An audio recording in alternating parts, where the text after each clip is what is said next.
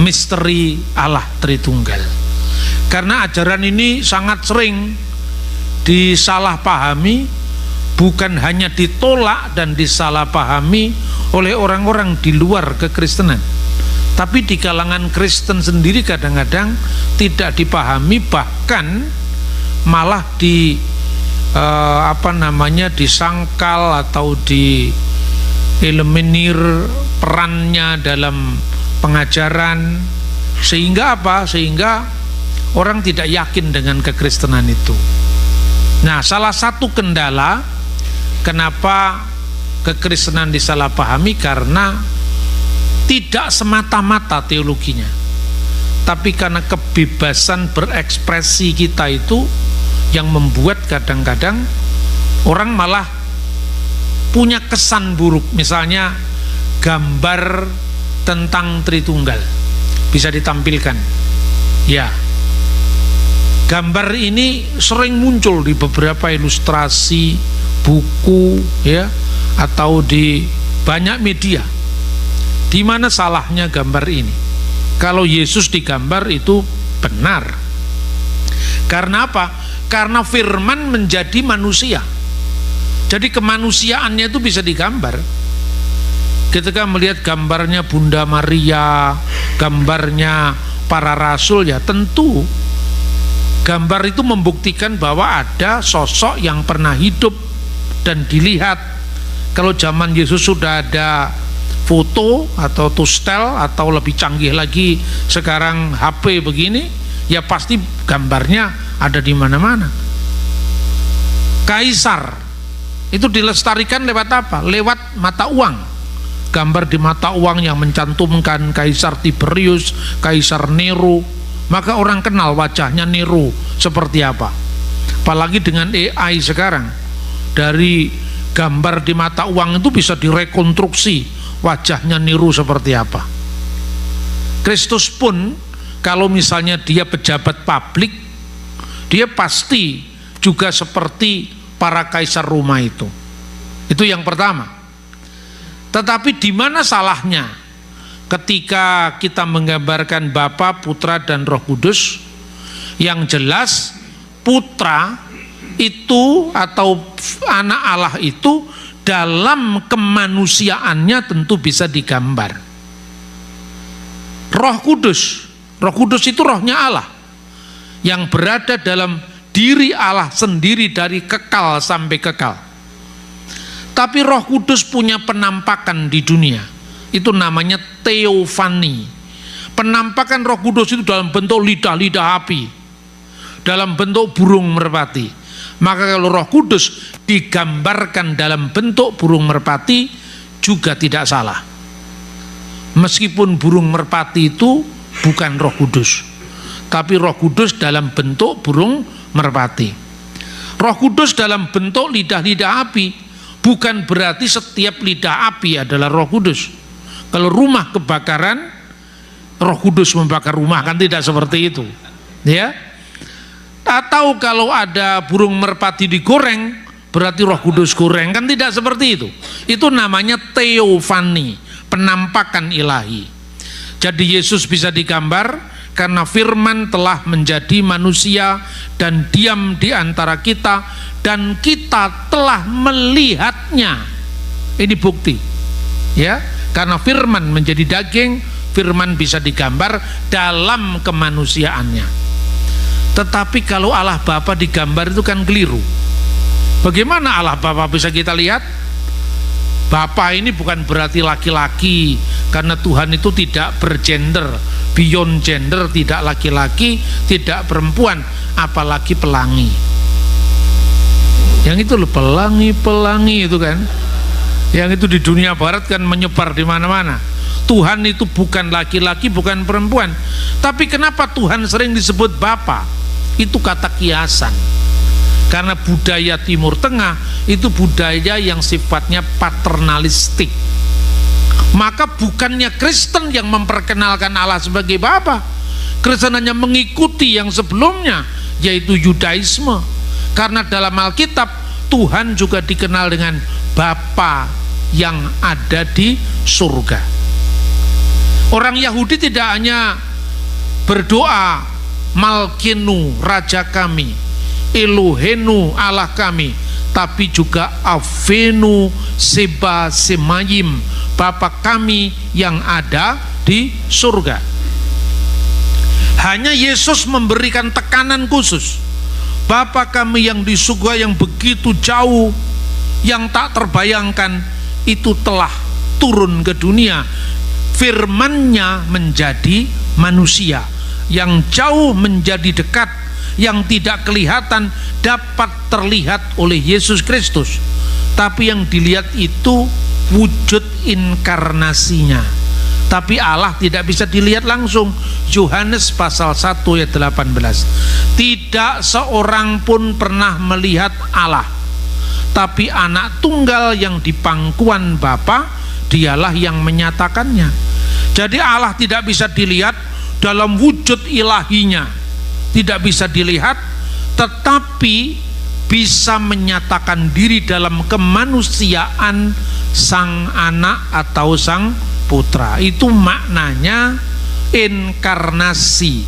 Firman memasuki kehidupan daging, kehidupan manusia. Banyak orang yang salah paham, sering mengatakan, kenapa Tuhannya Kristen digambarkan dengan Bapa? Terus saya jawab, semua budaya Timur Tengah kalau ngomong Tuhan itu mesti kata ganti diri laki-laki. Saudara-saudara kita Muslim, Yahudi sama. Kalau mengatakan Hu ha Elohim, dialah Allah, itu Hu kata ganti diri laki-laki. Bahasa Arab juga gitu, Kul huwallahu ahad. Kul katakanlah, huwa dia laki-laki, Allahu akad Allah esa. Dia laki-laki bukan berarti Tuhan itu laki-laki kan? Wong itu kata ganti. Kalau Roh Kudus dalam bentuk si, dalam bentuk perempuan, bukan berarti Roh Kudus itu perempuan. Itu namanya kelamin kata. Dan yang seperti ini tidak bisa diterima harafiah. Makanya hanya umat yang mengaku Kristen tapi tersesat di jalan yang salah, yang memahami Allah Bapa digambar. Dan itulah caranya orang Mormon menggambarkan Tuhan. Tapi Mormon itu agama Amerika, bukan iman Israel. Saudara-saudara, itu yang pertama. Gambar ini telah membuat orang kali menjadi salah memikirkan Tuhan yang dipahami oleh orang Kristen. Lalu bagaimana dengan Trinitas? Kita bisa membaca Kejadian pasal 1 ayat 1 sampai dengan ayat 3. Pada mulanya adalah firman. Langsung bisa ditampilkan teks aslinya di tayangan. Ya, sebelum itu. Ya. Pada mulanya adalah firman, dan firman itu bersama-sama dengan Allah. Pada mulanya Allah menciptakan langit dan bumi. Pada mulanya Allah menciptakan langit dan bumi. Saudara, yang saya tampilkan itu adalah naskah gulungan laut mati, The Dead Sea Scroll. Ini Alkitab yang usianya dari zaman kita 2100 tahun yang lalu. Saudara-saudara, kalau belum sempat ke Israel, sampai di bulan September, naskah-naskah Alkitab dalam bahasa asli ini dalam bentuk perkamen sekarang lagi dipamerkan di California, di perpustakaan Ronald Reagan Presidential Library. Di situ dipamerkan, karena selama perang, ya, naskah-naskah Alkitab yang usianya lebih dari 2000 tahun itu diselamatkan, takut dibom sama Hamas. Maka kemudian diungsikan ke sini sampai di bulan September. Kalau saudara sempat terbang ke sana bisa dilihat bagaimana naskah asli Alkitab. Apa uniknya, saudara-saudara? Dan ini bagi saya bukan sekedar unik, tapi mujizat. Mengapa? Banyak orang menuduh kekristenan itu memalsukan kitab suci. Yang sering, tapi orang yang ngomong Alkitab itu palsu tidak pernah bisa membuktikan. Karena apa? Mana di dunia ini yang memiliki naskah kitab suci yang usianya lebih dari 2000 tahun terpelihara sampai hari ini? Yahudi dan Kristen. Yang kedua, di mana di dunia ini dua agama yang berpisah 2000 tahun kitabnya masih sama? Yahudi dan Kristen. Ini kitabnya Yahudi yang kita terima sepenuhnya sebagai kitab kita karena Yesus orang Yahudi. 12 murid orang Yahudi, 70 murid orang Yahudi diaspora, Yahudi dari rantau, ya, seperti Markus, Lukas, Barnabas, Stefanus, itu termasuk 70 murid Yesus yang jumlahnya 70. Kebanyakan orang-orang bukan Ibrani, maksudnya bukan orang yang berbahasa Ibrani langsung atau bahasa Aram, tapi berbahasa Yunani. Itu sebabnya Injil kita terpelihara dalam bahasa Yunani. Jangan lagi bertanya, Yesus kan orang Yahudi, kenapa Injilnya ditulis dalam bahasa Yunani? Itu mainnya kurang jauh. Saudara, kalau lihat jemaat Yerusalem di Kisah Rasul pasal 6, ya, ayat 1, di situ anggotanya orang-orang Yahudi yang berbahasa Yunani dan orang Ibrani. Orang Ibrani itu adalah orang-orang Yahudi yang ada di Holy Land, yang berbicara sehari-hari pakai bahasa Aram. Kalau ke sinagog, ke rumah ibadat, ke bait Allah, pakai bahasa Ibrani. Baca Taurat seperti ini tadi, Tauratnya kan bahasa Ibrani. Tapi tidak semua doa Yahudi berbahasa Ibrani. Ada yang berbahasa Aram. Misalnya, orang Yahudi punya peringatan Paskah, Paskah Keluaran, bukan Paskah Yesus, Paskah Keluaran. Keluar dari tanah Mesir. Karena apa? Setiap kamu melihat tanda darah ini, ya, viraiti et hadam, kalau aku melihat tanda darah ini, aku akan lewat ufesahti alaihem, aku akan lewat atas mereka. Dalam kitab Keluaran pasal 12. Maka dari kata Pesah itulah yang menjadi kata Paskah bahasa Indonesia lewat bahasa Arab, dan Passover bahasa Inggris. Dilewati oleh kematian. Paskahnya Kristen dan Paskahnya Yahudi adalah pesan pembebasan. Kalau orang Yahudi Paskah Perjanjian Lama dibebaskan dari penindasan di tanah Mesir, kalau Kristen dibebaskan dari penindasan dosa-dosa. Bukan hanya orang Israel, tapi Israel rohani, yaitu gereja. Makanya muridnya Yesus jumlahnya juga 12. Itu bukan kebetulan, karena gereja Israel baru, maka simbolnya 12. Di bawah 12 rasul ada 70 murid.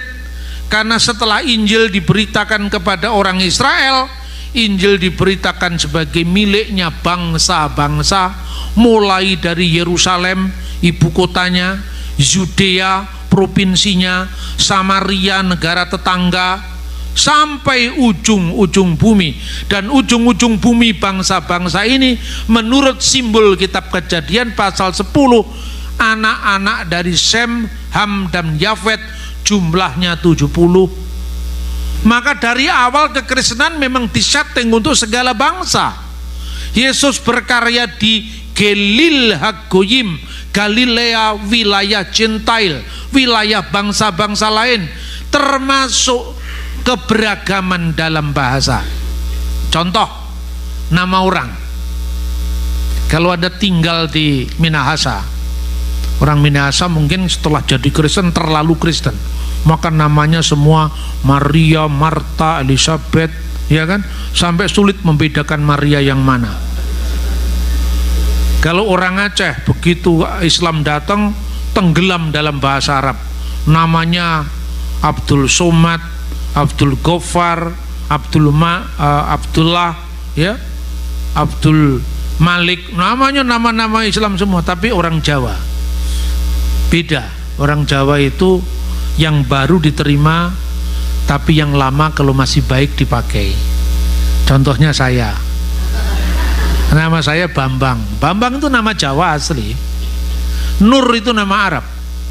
Allahu nurus samawati wal ard. Allah itu adalah nur, cahaya langit dan bumi. Yesus bersabda, ana huwa nurul alam, saya adalah terang dunia. Nur, Sena itu nama Sanskerta, jadi artinya pahlawan perang. Nur Sena, nama 3 bahasa, itu masyarakatnya majemuk. Petrus namanya 3 bahasa. Ayo sekarang, nama Simon Ibrani, Kefas Aramaik, Petrus Yunani. Itu menunjukkan masyarakatnya memang majemuk. Jadi jangan ada lagi yang nanya, Yesus orang Yahudi, kenapa Injilnya bahasa Yunani, itu mainnya kurang jauh, ya kan? Malah ada namanya bukan hanya nama Yunani, tapi nama Latin, contohnya Yohanes yang disebut juga Markus. Markus itu nama keren, itu namanya Kaisar Marcus Aurelius. Kalau ada orang di Yerusalem namanya Markus, biasanya orang-orang Yahudi diaspora. Makanya mamanya punya rumah besar, ada 2 lantai, rumahnya dibuat perjamuan suci Yesus. Di rumah Markus itu, mamanya Markus, adiknya, kakaknya adiknya itu namanya Barnabas. Maka Barnabas itu pamannya Markus, menyerahkan semua harta miliknya di bawah kaki para rasul. Itu ya orang Yahudi diaspora. Jadi bahasanya pasti bahasa Yunani. Maka konsentrasi pelayanannya, Petrus pergi ke arah barat, pergi ke Bitinia, pergi ke Asia Kecil sekarang Turki, pergi ke ke Iconium, Konya, dulu namanya Iconium, ya, ke arah barat. Perlu penerjemah karena Petrus tidak paham bahasa Latin, tidak paham bahasa Yunani dengan baik.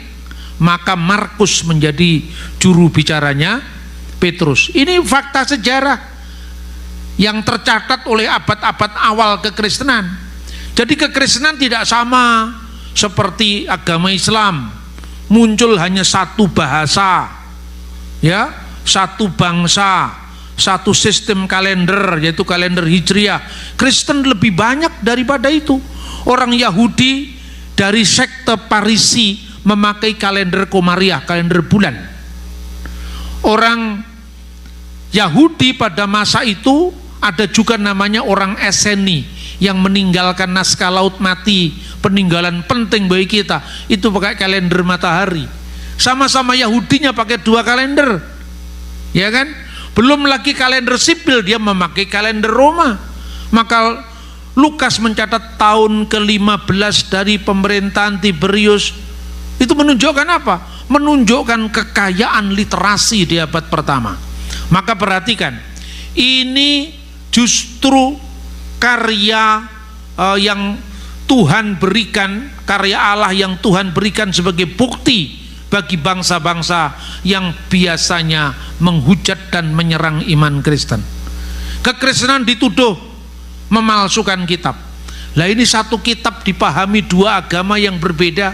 Satunya percaya Yesus yaitu Kristen, satunya enggak percaya Yesus yaitu Yahudi. Kok kitabnya bisa sama? Ini saudara-saudara di New York. Di New York ini kota Yahudi. Cari aja Alkitab yang namanya Tanak, Holy Tanak, Tanak yang suci. Tanak itu singkatan dari Torah. Ini kitab Taurat. Dari Kejadian, Keluaran, Imamat, Bilangan, Ulangan. Bahasa Ibraninya Sefer Bereshit, Ele Shemot, Wajikra, Bamidbar, Ele Hadvarim. Kejadian sampai Ulangan. Teksnya sama, tapi tafsirannya kadang-kadang berbeda karena Yahudi tidak percaya Yesus. Tapi nubuat Yesus akan datang, dilahirkan oleh seorang anak darah dari kitab Yesaya pasal 17 tidak dihapus.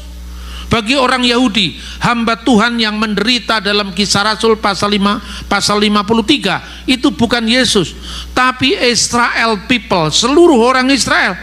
Tapi teksnya tetap hambaku yang kupilih. Kalau Israel keseluruhannya kan tidak 1 orang, banyak orang. Israel people mestinya hamba-hambaku. Teksnya juga tidak diubah.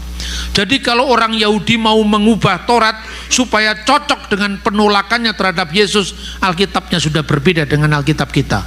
Dua agama berpisah 2000 tahun, tapi Alkitabnya masih sama. Terus yang palsu yang mana? Ini kita ini berkesempatan lebih-lebih ketika lewat dunia medsos sekarang ini segala sesuatu bisa kita cross check, ya, lewat apa yang sekarang disebut revolusi industri keempat. Nah, kembali ke tema Tritunggal. Kita bicara Tritunggal dari membaca Alkitab, sudah ada teks yang berbunyi Bereshit bara Elohim et hasamayim ve et zaaret. Itu yang kulit itu, perkamen itu yang warna kuning itu dari abad pertama sebelum Yesus. Jadi tahun 100 sebelum Masehi. Yang di sebelah kanan ya berhuruf putih berlatar belakang hitam, itu huruf Ibrani modern. Bunyinya sama dengan yang 2000 tahun yang lalu. Bereshit bara Elohim et hasamayim ve et zaaret. Pada mulanya Allah menciptakan langit dan bumi. Ayat 2. Wehaaret hayyetah tohu wa puhu wa hosek alfenetehom wiruah Elohim merakefet alfenehamayim. Dan bumi belum berbentuk dan kosong, gelap gulita menutupi samudra raya, dan roh Allah melayang-layang di atas permukaan air. Dan berfirmanlah Allah, wa yomer Elohim yehior wa yehior, jadilah terang maka terang itu jadi. Jadi jelas di sini Allah, firman Allah, roh Allah, itulah Tritunggal. Kok gak ada namanya Pak? Judulnya dipersoalkan, isinya gagal paham. Judul kok dipersoalkan? Tidak ada kata Tritunggal dalam Alkitab. Teman-teman muslim biasanya nanya seperti itu. Lalu saya buat guyonan juga. Islam sangat mengagungkan ajaran monoteisme. Monoteisme itu ajaran apa namanya? Tauhid. Cari kata tauhid dalam Quran ada apa enggak? Enggak ada. Judulnya juga enggak ada, sama-sama enggak adanya. Kenapa kamu memojokkan Tritunggal? Ya toh? Teologi itu muncul setelah iman. Jadi imannya ada dulu baru dirumuskan. Perumusan ini dikasih judul atau tidak, yang jelas ajarannya ada. Dan apabila kita membaca seluruh kitab suci dari perjanjian lama perjanjian baru, intinya sama, ada Allah, firman Allah, dan roh Allah. Mazmur pasal 33 ayat 6. Mazmur pasal 33 ayat 6. Oleh firman Tuhan langit dijadikan, oleh nafas dari mulutnya segala bala tentaranya. Nafas itu bahasa Ibraninya ruah. Ruah itu roh. Jadi oleh firman Tuhan langit dijadikan. Firman itu dafar, Tuhan, Adonai. Jadi ada Tuhan, firmannya, dan rohnya. Tritunggal. Lalu orang bertanya, kan di situ disebutkan roh Allah Pak, bukan roh kudus. Ya maksudnya roh kudus itu rohnya Allah. Roh kudus itu rohnya Allah yang diam kekal bersama dengan Allah. Lalu di mana roh Allah disebut roh kudus? Yesaya pasal 63 ayat 10. Tetapi mereka memberontak dan mendukakan roh kudusnya. Nah, mendukakan roh kudusnya. Nya di sini huruf besar dalam terjemahan bahasa Indonesia, artinya roh kudusnya Allah. Dan roh kudus itu tidak seperti yang dipahami oleh orang saksi Yehova. Itu tenaga aktif dari Allah. Ya, roh kudus itu bukan personal, bukan pribadi, hanya tenaga aktif. Ya kalau ada apa sinar lampunya pasti ada pembangkit tenaga listriknya. Roh Kudus bukan sekedar daya, tapi sumber daya ilahi dalam diri Allah. Maka Dalam Yesaya pasal 11 juga dikatakan, lalu teringatlah mereka kepada zaman dahulu kala, zaman Musa hambanya itu, di manakah dia yang membawa mereka dari laut bersama-sama dengan penggembalaan kambing domanya, di mana dia menaruh Roh Kudusnya dalam hati mereka. Setelah ada kata Roh Kudus dalam kaitannya dengan Roh Allah, ayat 16, bukankah engkau Bapa kami? Jadi Allah itu adalah Bapa. Sungguh Abraham tidak tahu apa-apa tentang kami, dan Israel tidak mengenal kami. Ya Tuhan, engkaulah Bapa kami, namamu ialah penebus kami sejak dahulu kala. Penebus itu adalah karya Sang Juru Selamat yang datang ke dunia. Jadi fungsi sebagai firman yang nantinya datang ke dunia sebagai penebus secara implisit dinubuatkan dalam kitab Perjanjian Lama.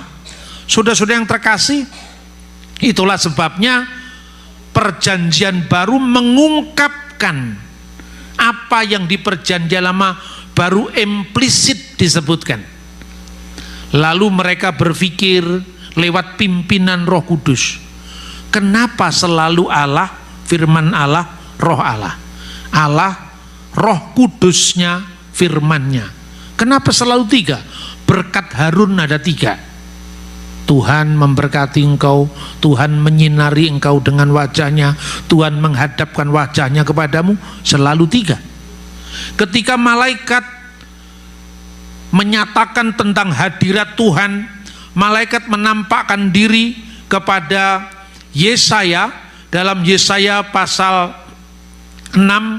Di situ digambarkan bahwa para serafim itu penampakan di bait suci dalam Yesaya pasal 6 ayat 2, berdiri di sebelah atasnya masing-masing, mempunyai 6 sayap dan seterusnya. Lalu pujiannya berbunyi apa? Ayat 3, dan mereka berseru seorang kepada seorang, katanya, kudus, kudus, kuduslah Tuhan 3 kali. Kenapa selalu diulang 3 kali? Ya kan? Jadi umat Tuhan kemudian melakukan refleksi, tentu berdasarkan sabda Yesus sendiri. Apa yang dikatakan Yesus itu menjadi rujukan utama dari ajaran para rasul yang dilanjutkan oleh gereja sepanjang abad. Apakah yang dikatakan Yesus ketika Yesus memberikan perintah pembaptisan? Pergilah, jadikanlah semua bangsa muridku dan baptiskanlah mereka dalam nama Bapa dan Anak dan Roh Kudus. Ini lebih eksplisit lagi. Yesus mengajarkan pembaptisan dalam nama Bapa dan Anak dan Roh Kudus. Saudara-saudara, dalam teks bahasa aslinya kata nama itu bentuk tunggal. Esto onoma, in the name, bentuk tunggal, bukan dalam nama-nama. Yunaninya esto onomata, tapi onoma, to patros, keto iu keto agiu pneumatos, Bapa dan Anak dan Roh Kudus. Karena itu kalau di gereja-gereja timur, ya, kalau berdoa itu diawali dari Bismillah walibni warrohil kudus al ilahil wahid amin. Bahasanya Arab kalau di negara-negara Arab, ya.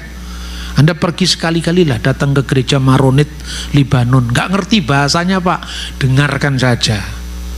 Nggak usah nggak ngerti, nggak apa-apa, sudah ada pahalanya. Pahalanya apa? Minimum tahu bahwa kita mainnya agak jauh sedikit. Ya itu kan pahala itu artinya. Anda jangan kaget kalau Anda masuk ke gereja Arab di sini, di semua, di negara apapun. Kalau orang Arab tinggal di negara-negara Barat, biasanya kalau ngumpul sesama orang-orang Arab ya bahasanya Arab. Kalau mereka membaca Alkitab ya pakai bahasa Arab.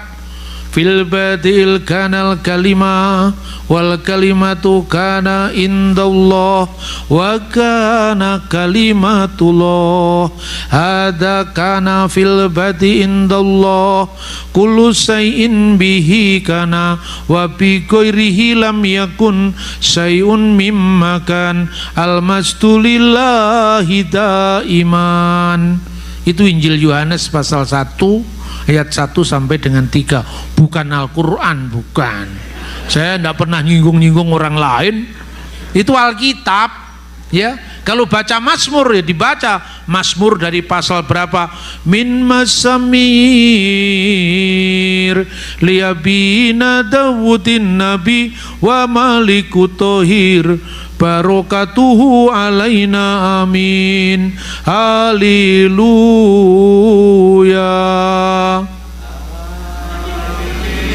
Terus bandingkan sekarang, betapa hati rindu pada dirimu duhai kekasihku haleluya.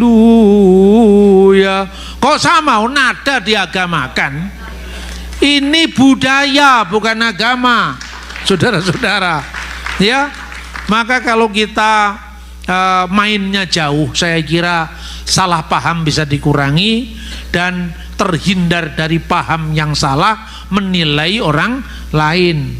Nah, saudara-saudara yang terkasih dalam Tuhan, rumusan Bapa, Putra dan Roh Kudus dalam konteks Allah Tritunggal yang esa sudah muncul pada zaman para rasul. Ketika mereka ibadah, salamnya apa? 2 Korintus pasal 13 ayat 13. Kasih karunia Tuhan Yesus Kristus dan kasih Allah dan persekutuan Roh Kudus menyertai engkau sekalian. Ya, kasih karunia Tuhan Yesus dan kasih Allah dan persekutuan Roh Kudus selalu Bapa, Putra dan Roh Kudus. Artinya apa? Ini bukan ciptaan gereja. Gereja hanya melanjutkan, gereja hanya menerus sampaikan tanpa putus dari Yesus, murid-muridnya, murid dari muridnya, dan seterusnya sampai gereja modern.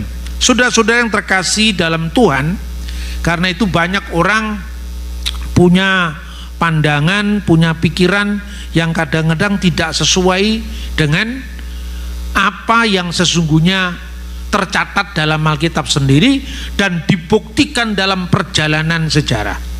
Lalu kembali ke istilah Tritunggal. Kenapa ada istilah Tritunggal? Ya karena itu nama dari sebuah refleksi apostolik tentang pengajaran Yesus dan para rasulnya. Sekalipun judulnya kemudian, tapi isinya sejak awal memang sudah begitu, ya.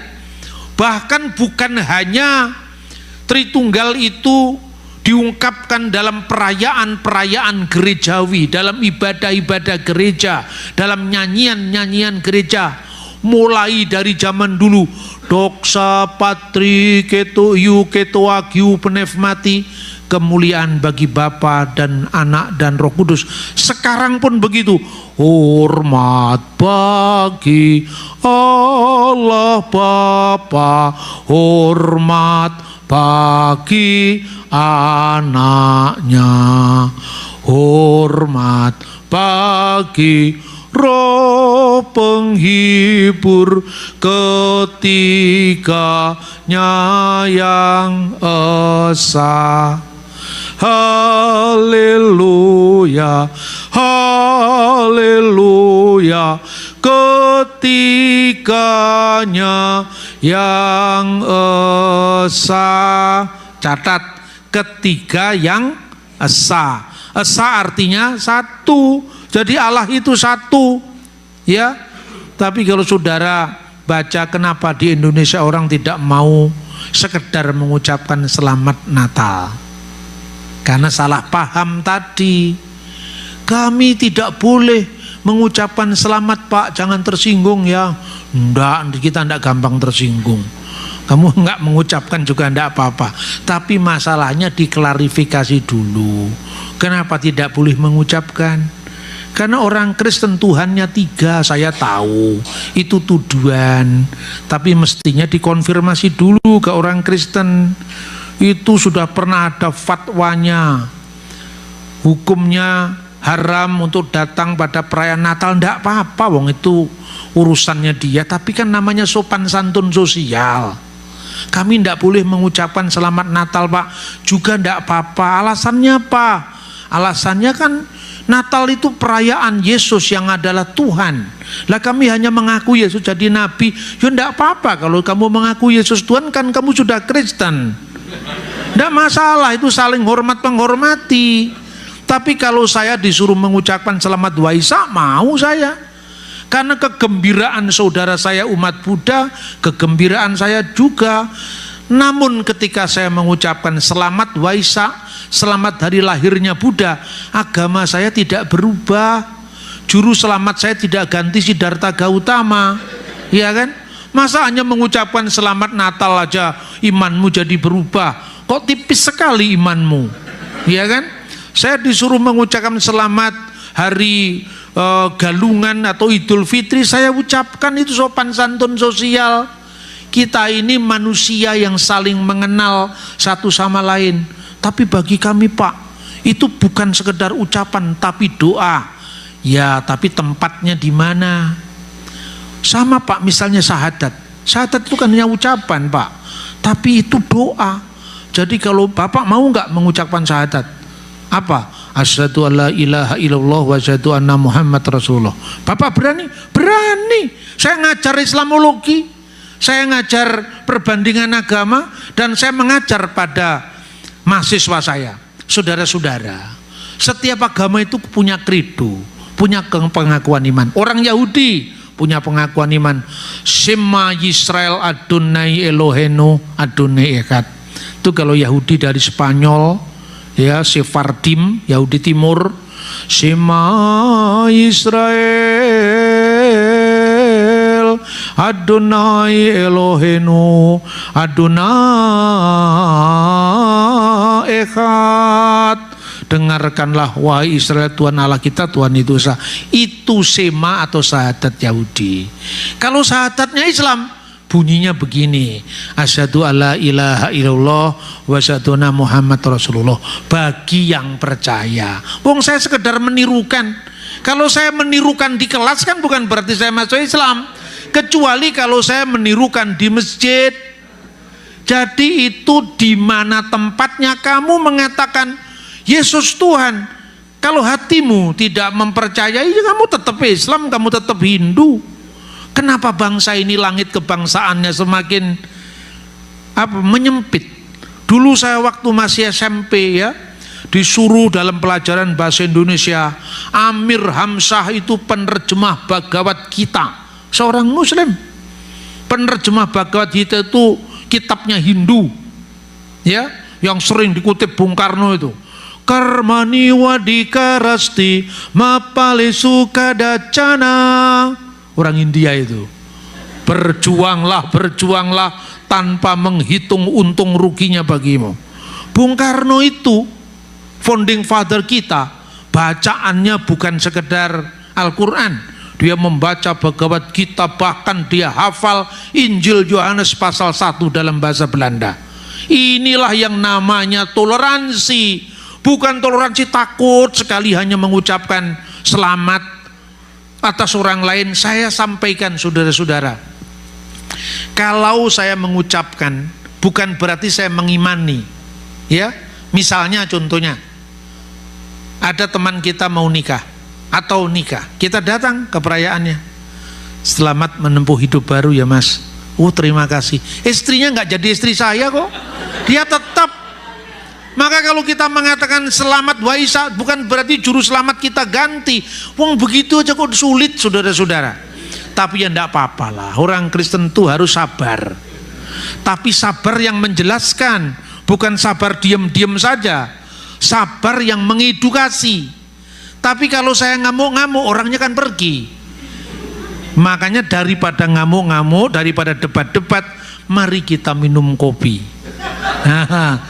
Katakanlah dengan secangkir kopi, pasti selesai. Itulah wilayah dialog. Amin, saudara-saudara. Nah, itu yang saya sampaikan tentang Tritunggal. Lalu Tritunggal itu dihayati, dibayar harganya oleh para martir dari gereja sejak awal. Murid-murid Yesus berani mati demi membela imannya, mempertanggungjawab imannya bahwa Kristus adalah Tuhan dan Juru Selamat mereka. Muridnya para rasul, saya berikan contoh satu saja, karena ini terkenal sekali dalam buku Voice of Martyr yang terbit beberapa tahun yang lalu. Tapi buku itu sumbernya catatan dari abad kedua, kira-kira ditulis tahun 170-an. Seorang muridnya Rasul Yohanes yang bernama Polikarpus dari Smyrna. Smyrna itu salah satu dari 7 jemaat di Asia Kecil. Polikarpus ini pada zamannya dipaksa orang-orang Kristen untuk mendewakan, menyembah kaisar, dan kaisar menggelari dirinya Dominus et Deus, Tuhan dan Allah. Kenapa kaisar disebut Tuhan? Karena segala otoritas ada padanya. Kenapa kaisar disebut dengan Deus atau Allah? Karena dia harus menuntut penyembahan kepada rakyatnya. Polikarpus ditangkap ketika dia berdoa di rumahnya. Lalu dia katakan perwira yang nangkep Polikarpus ini, karena Polikarpus dianggap tidak mau menyembah kaisar. Bapak, saya sebetulnya kalau melihat dirimu ini kasihan. Sudah umur 83 tahun muridnya Yohanes itu. Apa sulitnya kerjasama dengan kami? Saya nggak tega kalau kamu harus disiksa. Apa sulitnya membakar dupa di depan kaisar dan memujanya, wahai kaisar, engkau Dominus, engkau Deus, engkau Tuhan, engkau Allah. Dia hanya diam saja, diam 1000 bahasa, sampai di depan tempat kayu-kayu yang ditumpuk untuk membakar dirinya kalau dia tidak mau menyangkal imannya. Hai orang tua, kamu sangkal Yesusmu itu dan kamu akan diberi hidup oleh kaisar. Baru dia bicara, 86 tahun saya mengikuti dia dan dia tidak pernah sekalipun mengecewakan aku. Dia pilih mati syahid ketimbang menyangkal imannya. Dan ketika Polikarpus di dalam api, ketika tubuhnya dibakar, dia mengucapkan himne untuk mulah Bapa surgawi, segala kemuliaan bersama-sama dengan Imam surgawi yang kekal, Yesus Kristus putramu dan Roh Kudusmu, sekarang dan sepanjang segala masa. Dia memuja Allah Tritunggal dengan membayar harga, yaitu dia mati demi imannya. Inilah yang menyuburkan gereja sepanjang segala abad. Maka ketika gereja harus menghadapi ajaran sesat, maka diadakanlah konsili. Itulah konsili Nikea. Jadi konsili itu bukan menuhankan Yesus, mengangkat Yesus jadi Tuhan tahun 325, tidak, tapi itu meneguhkan ajaran dari abad ke abad, dari awal sejarah kekristenan sampai munculnya bidat Arius yang menyangkal ketuhanan dan keilahian Yesus Kristus. Kenapa orang menyangkal? Karena salah paham dan berpaham salah, karena mainnya kurang jauh. Satu contoh misalnya, kenapa Yesus disebut anak Allah? Bukankah Allah itu tidak beranak dan tidak diperanakkan? Ya kan? Makanya Tuhan tidak beranak dan tak diperanakkan. La ilaha illallah, tiada Tuhan selain Allah. Itu lagunya Bang Haji Roma Irama. Kristen jangan tersinggung. Memang betul Allah itu tidak beranak dan tidak diperanakkan. Tidak setiap kata anak artinya harus beranak. Satu contoh, anak kunci. Siapa mamanya kunci? anak tangga.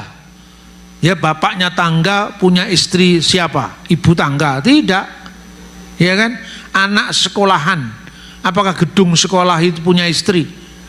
Hanya orang-orang yang mainnya kurang jauh yang menafsirkan anak harus berarti beranak.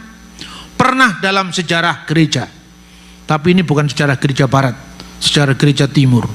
Di Baghdad tahun 722 Masehi.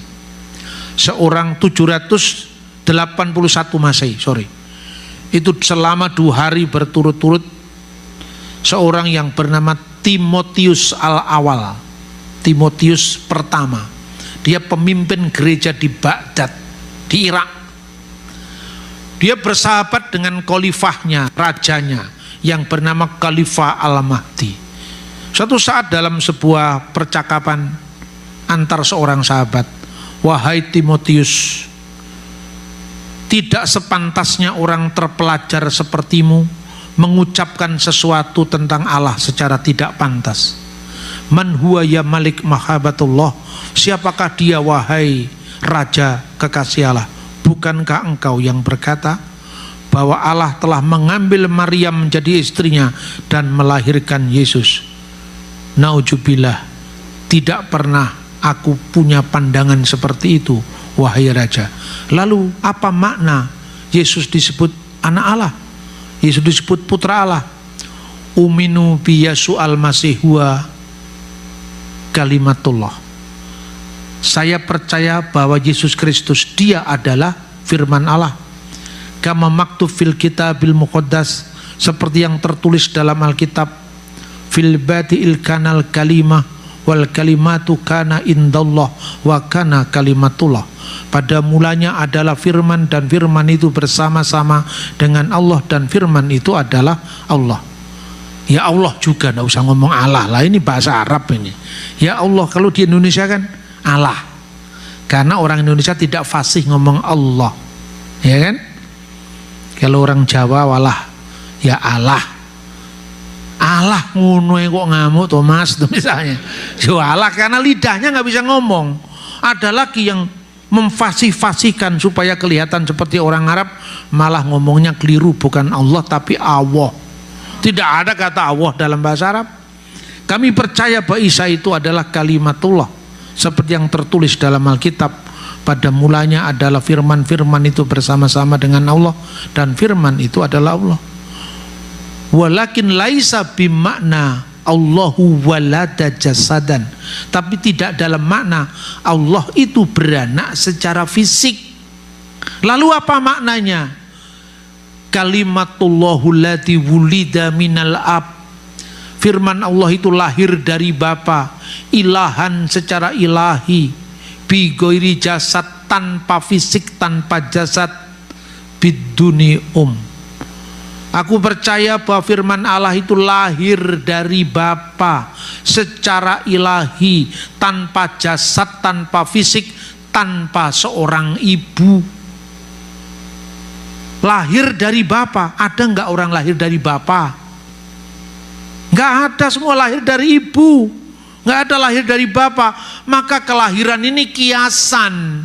Kiasan yang artinya firman Allah yang keluar dari Allah untuk menyatakan siapa Allah. Itulah artinya anak Allah.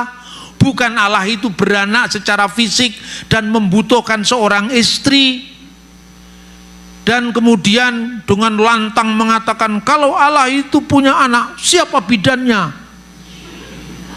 Tidak ada orang Kristen yang seprimitif itu, saudaraku. Itu kata kiasan.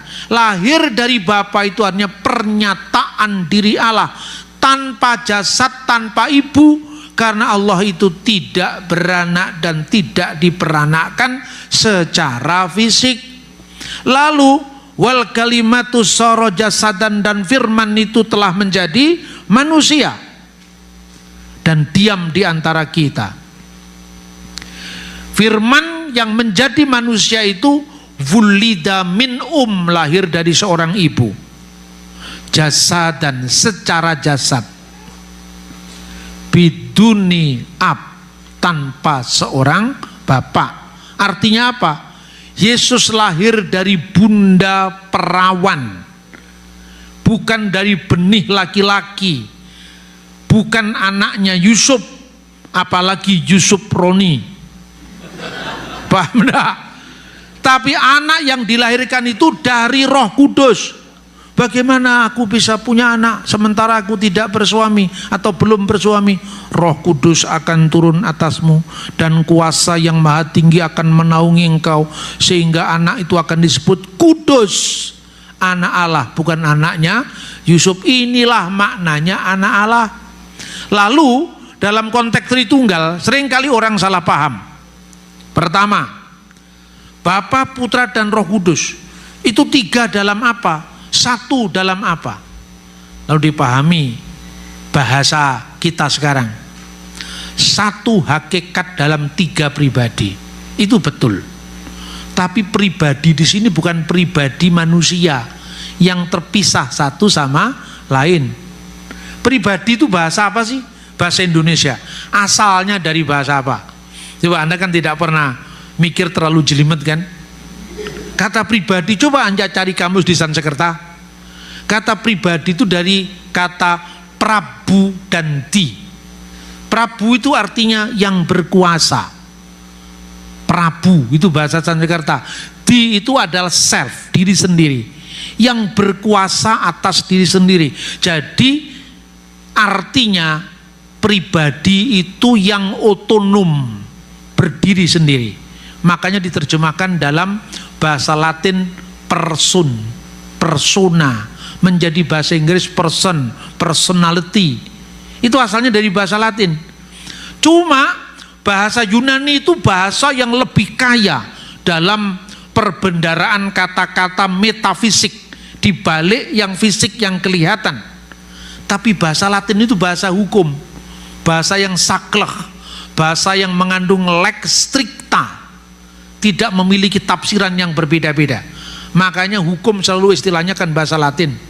Mulai asas, legalitas, nullum delictum, ya kan, tempus, tindak pidana itu memiliki tempus, tempat di waktu, dan memiliki yang namanya locus. Itu semua bahasa Latin. Bahasa hukum cocok.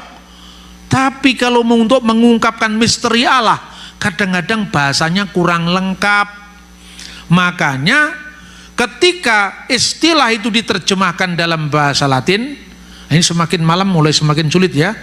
Tapi tenang saudara-saudara, kalau saudara belum bisa menangkap apa yang saya katakan, tetap bisa masuk surga, tidak ada masalah. Daripada Anda mendengar dari luaran sana, iman kita lebih baik mendengar dari saya. Amin. Lalu ketika diterjemahkan, terpaksa diterjemahkan una substantia, satu substance, satu substansi, satu being, ya, satu keberadaan. Tres personae, persona itu artinya pribadi. Tapi pribadi Pak Yongki, pribadi Pak Bambang, pribadi Pak Alek itu tiga yang terpisah. Ini tidak cocok untuk Tritunggal. Padahal Allah itu seperti tubuh, jiwa dan roh satu adanya. Seperti matahari, kita lihat dari sinarnya, kita rasakan dari panasnya, itu tetap satu. Tapi kalau pribadinya Pak Alek, Pak Yongki, Pak Bambang itu terpisah. Maka oleh penulis Latin yang namanya Tertullianus pada abad ketiga terpaksa ditambahkan penjelas. Frasa penjelas itu diskresi non separati, distingsi non divisi. Bisa dibeda-bedakan, tidak bisa dipisahkan. Masing-masing punya keunikan, tetapi tak terbagi. Hanya sayangnya ketika kita mengajar tentang iman Kristen yang mendalam-mendalam begini dihindari, lalu langsung dikatakan satu hakikat, tiga pribadi. Tuhanmu tiga kan? Enggak Pak, Tuhan kami satu. Satu Pak, cuma pribadinya ada tiga, oknumnya ada tiga. Lalu dia orang ini kan bukan orang Kristen, dia baca surat kabar, dia nonton di televisi, 3 oknum pejabat ketangkap KPK. Lah ini. Jadi oknum di sini maknanya beda dengan diskresi non separati tadi. Allah itu tidak terpisah. Bagaimana firman-Nya bisa terpisah dari Allah? Nah, ketika dia kuliah di negara barat, di gerejanya di Indonesia, tidak pernah tuntas diajarkan di kelas-kelas katekisasi. Ketemu dengan temannya ateis, ketemu dengan temannya agnotis, ketemu dengan temannya Yahudi yang cuman melihat gambar orang berambut putih tadi, dianggap itu Allah Bapa itu rambutnya putih, panjang, sudah tua. Kalau Allah Putra jenggotnya tidak terlalu panjang. Itu kan gambar seniman, bukan gambar teologis. Lah ini kabur antara ajaran resmi dengan kebebasan seniman. Maka kemudian bingung dia. Lalu wah, tidak mungkin, itu tidak masuk akal.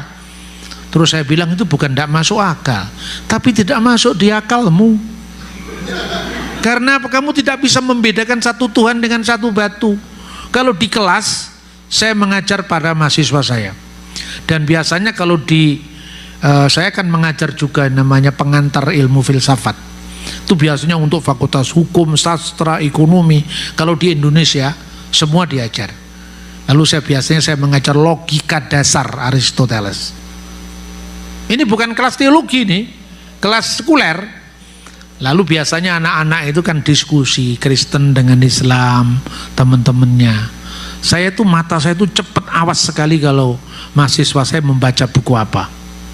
Nah, salah seorang Kristen kelihatannya ini taat culun, tapi taat tapi culun, tahu nggak? What is the meaning of culun? Culun itu pokoknya ya lurus-lurus saja, kira-kira seperti itu. Terus saya waktu jalan, ini sudah lama sekali, saya jalan di kelas begini, saya lihat, apa yang dibaca?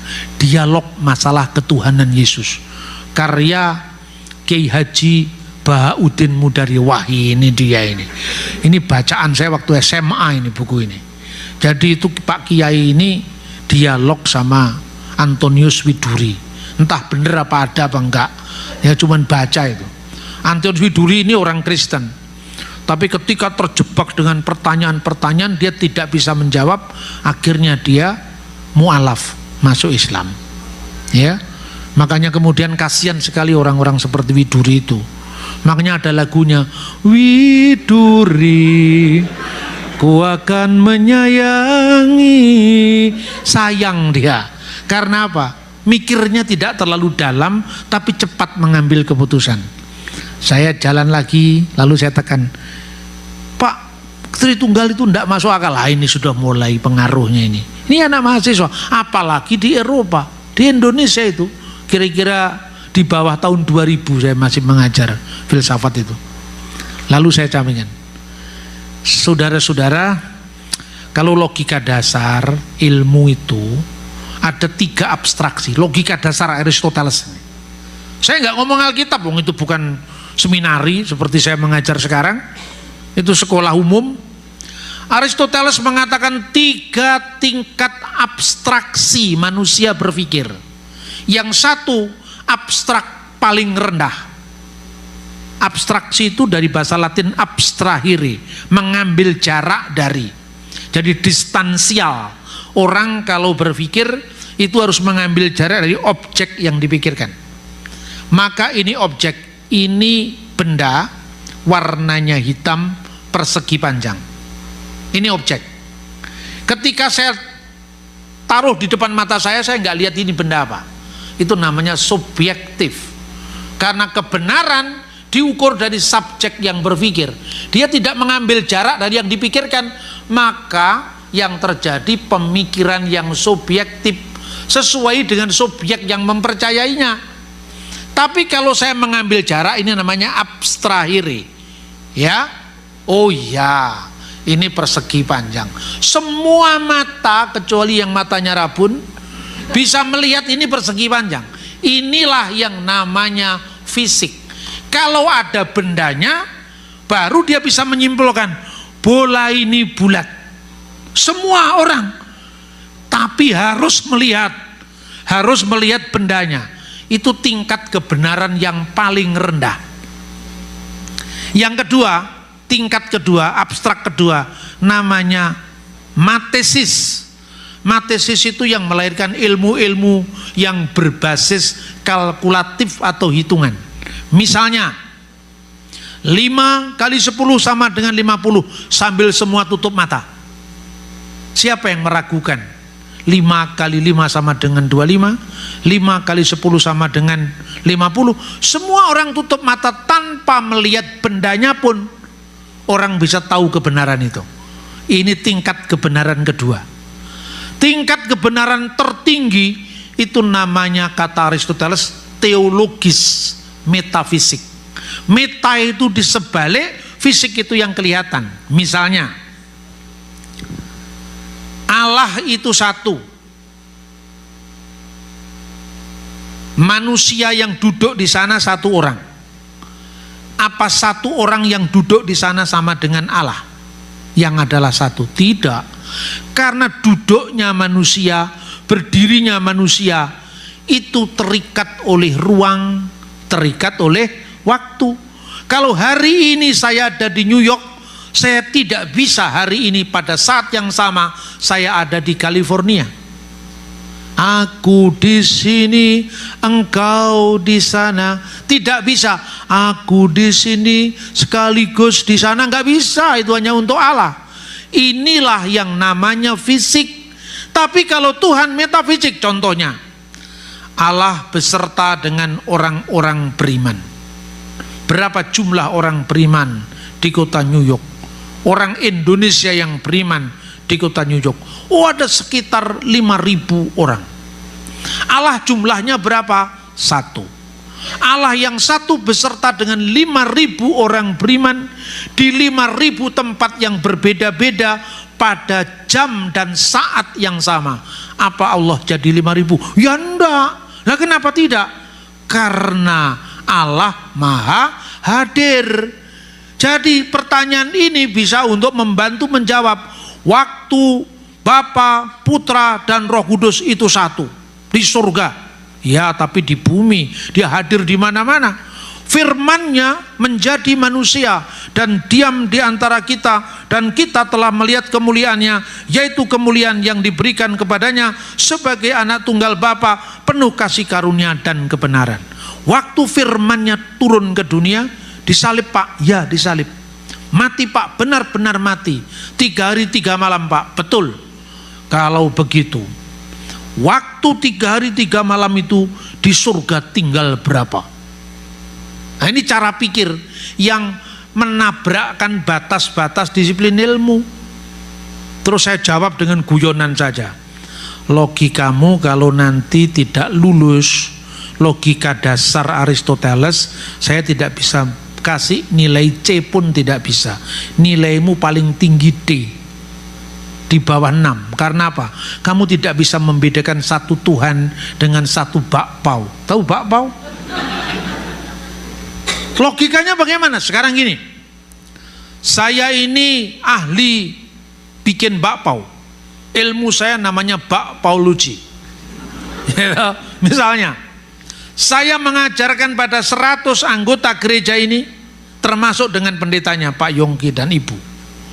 Dulunya tidak pintar bikin bakpao. Setelah saya ajar 3 jam dengan praktek, semua pintar bikin bakpao. Ada transfer of knowledge, transfer dari ilmu saya kepada 100 orang. Apakah ilmu saya berkurang 100 karena saya ajarkan kepada 100 orang? Tidak Pak. Lah kenapa? Karena ilmu itu bukan benda. Tapi kalau ini 3 bakpao saya taruh di depan meja, saya tinggal sebentar ke kamar mandi. Kenapa tinggal 2? Berarti ada yang mengambil. Jadi eksistensi bakpao itu fisik, tapi ilmu membikin bakpao itu non fisik. Lah kalau ilmu bikin bakpao aja bisa hadir ya di ruang yang berbeda, bisa diperbanyak tanpa mengurangi, kenapa Tuhan tidak bisa? Saudara-saudara, tinggal disiplin berpikir kita benar apa tidak. Tritunggal itu dalam makna satu, yaitu keabadian. Tritunggal dalam hakikat Allah. Seperti Bapa, Putra, dan Roh Kudus, itu manusia, pikiran manusia, dan roh manusia. Itu ibarat, tidak sepenuhnya sama. Lalu saya tanya, kenapa firman itu harus Allah, Pak? Firman itu bersama-sama dengan Allah dan firman itu adalah Allah. Apa mungkin firman itu bukan Allah? Lalu saya tanya, lebih dulu mana, Allah atau firman Allah? Bingung. Lebih dulu Allah, Pak, kata saksi Yehova. Yakin Pak, lebih dulu Allah. Kamu pikir 2 kali, 3 kali, bener nggak? Firman dengan Allah itu lebih dulu Allah. Iya Pak, yakin, oke. Berarti ada waktu di mana Allah ada, pernah tidak ada firman, karena firmannya belum ada. Jadi maksudnya Pak, lah iya, makanya duluan mana? Duluan Allah atau firman Allah? Duluan firman kalau begitu. Firmannya siapa? Ya firmannya Allah. Berarti sama-sama kekal. Tidak mungkin Allah pernah ada tanpa firmannya. Jadi ketika firman itu adalah Allah, tidak merujuk pada kemanusiaan sang firman yang datang ke dunia, tapi Yesus sebagai the word of God, yang in the beginning was the word, yang sejak kekal, yang sejak semula bersama dengan Allah. Jadi Yesus sebagai firman. Orang Yahudi bingung, umurmu belum sampai 50 tahun, ya kan? Ketika Yesus mengatakan, Abraham melihat hariku, dengan apa kamu menyamakan dirimu? Abraham sudah mati, masa Abraham melihat harimu? Umurmu belum sampai 50 tahun, bagaimana kamu bisa mengatakan seperti itu? Lalu apa kata Yesus? Sesungguhnya aku berkata kepadamu, sebelum Abraham jadi, aku sudah ada. Sudah ada sebagai apa? Sebagai firman Allah. Makanya jangan bertanya lagi, Pak, kalau keselamatan hanya ada di dalam Yesus. Saya mau tanya, sebelum Yesus ada, bagaimana manusia yang hidup sebelum Yesus ada? Terus saya tanya, kapan Yesus pernah tidak ada? Yesus selalu ada, karena dia Alfa dan Omega, yang awal yang akhir, tidak pernah ada waktu, dia tidak eksis, dia selalu ada. Namun bukan dalam keadaannya sebagai manusia yang dilahirkan Bunda Maria, tapi dalam keadaannya, dalam praeksistensinya sebagai firman Allah yang kekal, yang oleh firman itu Allah menciptakan langit, bumi, dan segala isinya. Pertanyaan kedua, lebih dulu mana, Allah atau roh Allah? Kalau dijawab sama tadi, lebih dulu Allah Pak, berarti Allah pernah ada, namun belum ada rohnya. Apakah dia pernah almarhum? Karena Roh Kudus itu sumber hidup dalam diri Allah. Kalau ditanyakan pertanyaan tadi yang sama dan jawabannya lebih dulu Roh Kudus, rohnya siapa? Makanya disebut Roh Kudusnya. Nya di sini menunjuk kepada sang wujud, sang eksisten, yaitu Allah yang disebut Bapa. Jadi Bapa, Putra, dan Roh Kudus, ketiganya adalah satu. Kalau gitu kenapa Allah kok mati? Di mana ada kata Allah mati? Tidak ada. Dilihat aja tidak bisa kok mati. Tidak seorang pun pernah melihat Allah, apalagi mati. Dilihat aja nggak bisa. Lah Yesus kan Allah. Yang mati itu kemanusiaan yang dikenakan oleh Sang Sabda ketika hadir di dunia. Maka 1 Petrus pasal 3 ayat 18, dia yang dibunuh dalam keadaannya sebagai manusia. Tapi kenapa waktu memberitakan tentang perjamuan kudus, dengan demikian kata Rasul Paulus, kamu memberitakan kematian Tuhan. Nah di sini kan Tuhan mati. Tuhan tidak mati, yang mati kemanusiaan yang dikenakan oleh Kristus, yang gelarnya Tuhan. Karena Tuhan itu jabatan. Kalau saya katakan, dialah orang yang pertama membawa berita tentang kematian Presiden Soekarno. Yang mati Soekarnonya, presiden nggak bisa mati. Presiden itu gelar, presidennya diganti Pak Harto. Dialah orang yang memberitakan kematian Presiden kedua Republik Indonesia, yaitu dokternya Soeharto. Yang mati Soehartonya, presidennya diganti Habibie. Iya kan? Jadi kematian Tuhan di sini fungsinya. Ini jabatan Lord. Kalau Lord Charles mati misalnya, sekarang belum mati, jangan didoakan mati. Ya, misalnya Lord Charles, yang mati Charlesnya, Lord tidak mati. Lordnya bisa diwariskan. Itu sekedar perbandingan sederhana. Maka iman Kristen tidak pernah mengatakan Allah itu mati. Nah, kiranya apa yang saya sampaikan lewat forum yang utama ini bisa membedakan antara Tritunggal dalam keabadian, Tritunggal dalam hakikat Allah, dengan Tritunggal dalam karya Allah. Tritunggal dalam karya Allah ketika pembaptisan. Yesus dibaptis di sungai Yordan, ya kan? Taruh di sungai, selamkan di sungai. Roh Kudus dalam bentuk burung merpati. Dan suara Allah di surga, engkaulah anakku, kepadanya lah aku berkenan. Kan ada 3 yang terpisah, Pak. Jadi Bapak jangan ngarang-ngarang loh. Yang ngarang siapa? Yang terpisah ini coba dihitung satu-satu lagi, dipikir satu-satu. Yang diselamkan ke dalam air itu kemanusiaan Yesus atau Yesus sebagai firman Allah yang adalah Allah? Kemanusiaannya. Ya toh? Yesus kan firman menjadi manusia. Ketika dalam keadaan manusia dibaptis di sungai Yordan. Itu satu. Berarti yang terpisah, yang tampak terpisah dengan Allah, itu wujud kemanusiaan Yesus, bukan firman Allah. Contohnya, saya menulis surat. Ini surat ini, misalnya ini surat saya sampaikan, kirim ke Indonesia. Ini dokumen apa? Di sini ada kesaksian saya. Oh, ini kesaksian. Oh, ini Pak Bambang. Jadi Pak Bambang seperti ini ya. Ini kan bisa mewakili kehadiran saya karena saya tidak ada di Indonesia. Bisa kan? Pikiran saya yang tertuang di sini mencerminkan siapa saya. Kalau kertasnya terbakar, apakah pikiran saya ikut terbakar? Buku ini menjelmakan pikiran saya. Yang terpisah dengan saya ini wujud bukunya. Tapi yang satu dengan saya, pikiran saya tetap satu dengan diri saya. Ketika firman Allah menjadi manusia, kemanusiaannya disalib. Tapi yang satu dengan Allah, Yesus sebagai firman Allah yang kekal. Kedua, Roh Kudus dalam bentuk burung merpati. Tadi saya sampaikan, dalam bentuk, bukan Roh Kudus itu adalah burung merpati. Kalau Roh Kudus burung merpati, ada Roh Kudus goreng. Iya kan? Jadi ini namanya teofani Roh Kudus, bukan hakikatnya Roh Kudus. Karena Roh Kudus muncul dalam bentuk lidah-lidah api. Bapa di surga dengan suaranya meneguhkan, engkaulah anak yang kukasihi.